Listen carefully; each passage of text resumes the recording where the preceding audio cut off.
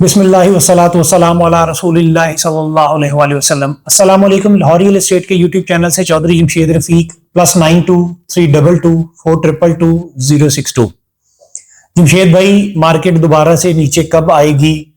Market में increase क्यों आ रहा है? ये बबल है, कब ब्रस्ट होगा? हमने बाइंग करनी है, हम वेट कर रहे हैं।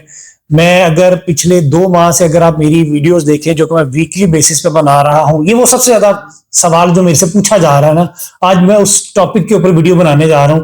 क्या ये वाकई में बबल है? मार्केट दोबारा से नीचे कब आएगी? क्यों इंक्रीज आ रहा है? मैं फिर वही बात कि अगर मेरी लास्ट 2 मंथ्स की आप वीडियोस देखें तो मैं बार बार ये बात कह रहा था कि सर फाइलें फ्री नहीं मिलेंगी, फाइलें फ्री नहीं मिलेंगी। आप मोर देन 55% नीचे बाइंग कर रहे हैं, सेफ बाइंग कर रहे हैं। लालच में मत पड़े, लाख 2 लाख रुपए 5 लाख रुपए मत देखें, बाइंग कर लें, बाइंग कर लें, बाइंग कर लें। This is the right time to buy. ऐसे बहुत ज्यादा सिमिलर वर्डिंग सेंटेंसेस जो मैं बोलता रहा, जिन लोगों ने तो बाइंग की वो माशाल्लाह से आज प्रॉफिट में है। आज भी अगर वो सेलिंग करते हैं तो एक अच्छे प्रॉफिट के अंदर है। आइदर उन्होंने 5 मरला में की है या 4 मरला में की है या 2 कनाल में की है। तो सर अभी भी ट्रेन को मिस मत करें। मैं फिर वही बात करूंगा वंस अगेन, प्लीज अभी भी ट्रेन को मिस मत करें। जो लोग समझ रहे हैं कि ये बबल है, ये नीचे आएगी, अब नीचे आने के कोई चांसेस नहीं है। The big reason behind that कि आपका markup rate day by day month wise जो है ना वो नीचे आता जा रहा है, और 2025 के अंदर आप देखिएगा ये सिंगल डिजिट पे आ जाएगा। आप देखिएगा कि दिसंबर में जैसे ही नेक्स्ट मंथ आने वाला है ये और 2% 2.5% नीचे गिर जाएगा। So this is the big reason कि लोग बैंकों से पैसा निकाल रहे हैं, कौमी बचत स्कीम से निकाल रहे हैं, गोल्ड से निकाल रहे हैं, डॉलर से निकाल रहे हैं। मल्टीपल इन्वेस्टमेंट जिन लोगों ने की भी थी ना वो सारे वहां से निकाल रहे हैं, क्योंकि अब स्टेप बाय स्टेप डॉलर भी आपका नीचे आएगा, गोल्ड भी नीचे आएगा, आपका मार्कअप रेट ऑलरेडी नीचे आ चुका हुआ है। तो आके आपकी फिर इन्वेस्टमेंट प्रॉपर्टी में ही बनती है। उसके अलावा लोगों के पास कोई ऑप्शन बनती ही नहीं है कि जी हम स्टॉक एक्सचेंज के चले जाएंगे, हम लोग कुछ अदर कमोडिटीज में चले जाएंगे। वो सारी चीजों ने, प्रॉपर्टी जब डिप में थी इन तमाम चीजों में गेन आ रहा था। आपका गोल्ड भी ऊपर जा रहा था, स्टॉक भी ऊपर जा रहा था, मार्केट रेट ऊपर जा रहा था। अब जब इन तमाम चीजों में डिप आएगा तो आपकी प्रॉपर्टी में अप्रिसिएशन आएगी। तो अब वेट करना नहीं बनता। अब आपकी इन्वेस्टमेंट होगी short term plus long term, depends on you. अब आज 26 नवंबर है, आने वाले 3-4 दिन के अंदर आप देखेंगे एक दफा से फिर फेज 10 की मार्केट में जंप आएगा। और ये एक्चुअल ग्रोथ है। बबल हो ना कि जिसमें ट्रेडिंग नहीं हो रही है। सर इस प्राइस पे बड़ी अच्छी ट्रेडिंग हो रही है तमाम साइजेस के अंदर, 5 मरला, 8 मरला, 10 मरला, 1 कनाल, 2 कनाल, 4 मरला कमर्शियल, एफिडेविट्स ले लें, एलोकेशन ले लें। मार्केट में हर चीज का बायर है। एफिडेविट भी बिक रहा है, एलोकेशन भी बिक रहा है, कोई डिप आने के चांसेस नहीं है। जो आप लोगों ने अपनी परसेप्शन बना के रखी हुई थी ना कि ये आ जाएगी नीचे, वो जो मार्केट में जो डीलर्स फेक वीडियोस बनाते हैं जस्ट अपने व्यूज के लिए, क्लिक के लिए, वही लोग बेड़ागर कर रहे हैं इन्वेस्टर्स का, कि जो बाइंग नहीं कर पा रहे हैं वो उनको कंफ्यूज कर रहे हैं जस्ट बिकॉज ऑफ अपनी वीडियोस के क्लिक के लिए। तो लाहौर रियल एस्टेट डे 1 से जब मार्केट पॉजिटिव होती है, मैं भी मोस्टली वीडियोस तब बनाता हूं जब मार्केट या तो डिप आ रही हो, वो एक डिप पे आके स्टैंड बाय हो जाए, या जब इंक्रीज कर रही हो। अगर day by day actual growth आ रहा है तो फिर मैं वीडियोस बनाता हूं। अदरवाइज आप देखेंगे कि मैंने लास्ट वीक के अंदर वीडियो नहीं बनाई थी क्योंकि मार्केट स्टेबल थी। मुझे यह था कि एकदम से इंक्रीज आएगा, लेकिन वो नहीं आया, जो कि एक्सपेक्टेड है कि अब आने वाले दिनों में आप देखेंगे इंशाल्लाह वो इंक्रीज आएगा। तो जो लोग वेट कर रहे हैं अब वो वेट ना करेंगे तो उनके लिए ज्यादा बेटर है। तमाम साइजेस के अंदर एक्चुअल ग्रोथ आ रहा है। पहले क्या हो रहा था कि या तो 1 कनाल और 2 कनाल की प्राइसेस बढ़ रही थी, 5 मरला 10 मरला की नहीं थी बढ़ रही, या 5 मरला 10 मरला की इंक्रीज कर रही थी, 4 मरला कमर्शियल की, और 1 कनाल की इंक्रीज नहीं थी कर रही।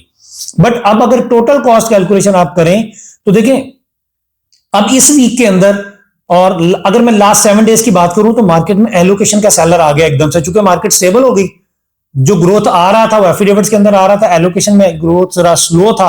अब जब एलोकेशन में ग्रोथ आया तो एकदम से मार्केट में सेलर आया। सेलर आने के बाद एलोकेशन में लाख 1.25 लाख रुपए का डिप तो आ गया, बट एफिडेविट स्टिल अभी भी स्टेबल है। नेक्स्ट वीक के अंदर देखेंगे या विद इन 3 to 4 डेज के अंदर देखेंगे एफिडेविट में फिर दोबारा से जब ग्रोथ आएगा तो फिर आपको एलोकेशन की कंफर्मेशन होनी शुरू नहीं होगी। हमारी कोशिश यही है कि हमारी जितनी भी डील्स हुई नहीं है हम उनको as soon as possible proceed कर लें, क्योंकि फर्दर जब ग्रोथ आएगा एवरी टाइम आप देखेंगे 3-4 लाख रुपए का, 5 लाख रुपए का जब जंप आता है ना, तो जितना भी सेलर है वो बैक ऑफ कर जाता है, वो होल्डिंग पे चला जाता है। वो टोकन मनी दी हुई है तो सर टोकन के साथ टोकन वापस है, हमारी जान छोड़ दे। हम लोग अभी नहीं सेल कर रहे हैं, हम ऑलरेडी लॉस में सेलिंग कर रहे थे, हम अभी वेट करेंगे। तो वो चीजें जो ना अभी मार्केट में चलती रहेंगी। बट अगर आप किसी ऑथराइज डीलर के साथ डील करेंगे ना, तो वो आपको एक अच्छी डील मैच्योर करके देगा, जो कि as soon as possible proceed होगी, जो कि टोकन टोकन नहीं खेलना शुरू करेगा।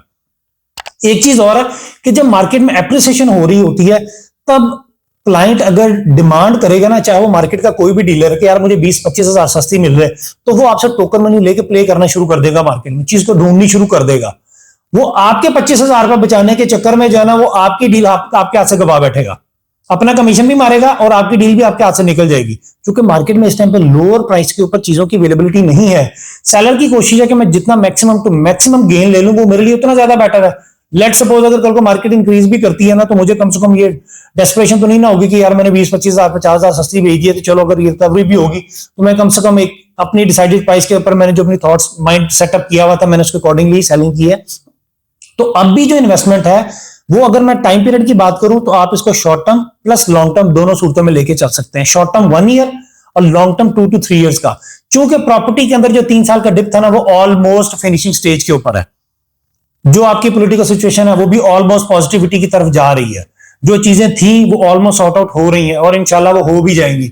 आप देखिएगा कि 2024 का जो फिनिश होगा ना, वो इंशाल्लाह बहुत अच्छा होगा, जो कि ओवरऑल तमाम सेक्टर्स के लिए एक पॉजिटिव साइन इंशाल्लाह कंसीडर किया जाएगा। So moving towards file prices के ऊपर, डीएचएल और फेज 10 में आपको एफिडेविट्स भी मिल जाते हैं और एलोकेशन भी मिल जाते हैं। एफिडेविट फर्स्ट लैंड ओनर से आपके नाम पे ट्रांसफर होता है, जबकि एलोकेशन जो ऑलरेडी किसी के नाम पे है उसके नाम से आपके नाम पे ट्रांसफर होगा। बट जब आप टोटल कॉस्ट कैलकुलेट करेंगे एफिडेविट वर्सेस एलोकेशन की, तो 10-15 हजार 20 हजार 50 हजार रुपए का डिप आएगा। डिपेंड्स ऑन कि मार्केट की क्या सिचुएशन है। आजकल की सिचुएशन में अगर आप देखें तो आपको 5 वाला एलोकेशन सस्ता पड़ता है, 10 वाला एलोकेशन सस्ता पड़ता है, कनाला एलोकेशन सस्ता पड़ता है। बट जब आप उसका सेलिंग का टैक्स भी उसके अंदर एड ऑन कर लेंगे ना, तो प्राइस ऑलमोस्ट सेम ही हो जाती है। बट एफिडेविट लें या एलोकेशन लें, सेलिंग एंड टाइम पे आपने दोनों सूरतों में टैक्स पे करना है। पहले एफिडेविट टैक्स एग्जम्प्ट था, बट अब नहीं है। एफिडेविट्स में आपने सेलिंग के टाइम पे एफईडी पे करना है, फेडरल एक्साइज टैक्स पे करना है, जबकि एलोकेशन के ऊपर आपने गेन टैक्स पे करना है। परसेंटेज दोनों की सेम है, 3% ही है। इस टाइम पे 5 मरला एफिडेविट की अवेलेबिलिटी आपको 33 लाख में, जबकि एलोकेशन आपको तकरीबन को 30 लाख 25 से 30 लाख 50 हजार रुपए में मिल जाता है। 10 मरला की मैं अगर बात करूं एफिडेविट की, तो वो तकरीबन 57 लाख में, जबकि एलोकेशन आपको 53 लाख 50,000 में। 1 कैनाल एफिडेविट की अवेलेबिलिटी इस टाइम पे 97 लाख में, जबकि एलोकेशन की अवेलेबिलिटी आपको हो जाती है तकरीबन कोई 88 लाख 50,000 के इन बिटवीन। 88 से 8850 के इन बिटवीन आपको अवेलेबिलिटी हो जाती है। 4 मरला कमर्शियल इस टाइम पे आपको अवेलेबिलिटी हो जाती है एफिडेविट, जस्ट एफिडेविट की अवेलेबिलिटी है 1,50,00,000 रुपए में। अगर कोई एलोकेशन अवेलेबल हुआ तो वो आपको तकरीबन को 140 प्लस माइनस में आपको अवेलेबिलिटी होगी। 2 कनाल की इस टाइम पे एलोकेशन तो बिल्कुल भी अवेलेबल नहीं है, जस्ट एफिडेविट की अवेलेबिलिटी आपको 2,15,00,000 रुपए में। अब एक चीज मैं यहां पे आपको बताता चलूं, जब पूरे फेज का बैलेट होता है ना, तो उसमें आपकी लोकेशन अच्छी निकलने के चांसेस बहुत ज्यादा होते हैं। देखिए 4 मरला कमर्शियल और 2 कनाल तो वैसे ही तमाम फेजेस की क्रीम होती है, जिसकी लोकेशन 100% बहुत अच्छी निकलती है। और अगर मैं 4 मरला की बात करूं, तो अगर मैं उसका कंपैरिजन करूं फेज 9 प्रिज्म के साथ, तो फेज 9 प्रिज्म में आपका जोन 1, जोन 2, जोन 3 और ओवल 4 बड़े कमर्शियल है। जब डीएचए फुल बैलेट करता है उस टाइम पे डीएचए सेक्टर कमर्शियल नहीं देता, ये 4 बड़े कमर्शियल दिए थे। तो फेज 10 में भी अब जब डीएचए बैलेट करेगा तो 4 मरला की बहुत अच्छी लोकेशन निकलेगी, सेक्टर कमर्शियल नहीं निकलेगा। जो डीएचए के मेन कमर्शियल्स होंगे जहां पे 8 मरला का, वहीं पे 4 मरले का ही आपका बैलेट होगा। आपकी लोकेशन अच्छी निकलने के चांसेस बहुत ज्यादा है आपके पास। सो लाहौर रियल एस्टेट के प्लेटफॉर्म से फाइल से रिलेटेड आपको कोई भी इंफॉर्मेशन चाहिए हो, आप बाइंग करना चाह रहे हो, सेलिंग करना चाह रहे हो, आप एनी टाइम मुझे कॉल कर सकते हैं। मैं अपना नंबर रिपीट कर देता हूं, +92 322 422 062। बट एक रिक्वेस्ट और आपसे कि प्लीज वीडियोस के नीचे आप कमेंट्स करते हैं, कोई भी चीज पूछते हैं, तो कोशिश करें कि मुझे डायरेक्टली अगर आप मैसेज कर लें तो मेरे लिए आपको रिप्लाई देना ज्यादा आसान होगा, क्योंकि इसकी अथॉरिटी हमारे एडमिन के पास है। तो बाजुका तो आपको टाइम पे रिप्लाई कर देते हैं, बाजुका नहीं करते हैं। सो वंस अगेन मैं अपना नंबर रिपीट कर देता हूं, +92 322 422 062। अपना बहुत बहुत ख्याल रखिएगा। Thank you so much. अल्लाह हाफिज, फी मान अल्लाह। But do like and subscribe Lahore real estate.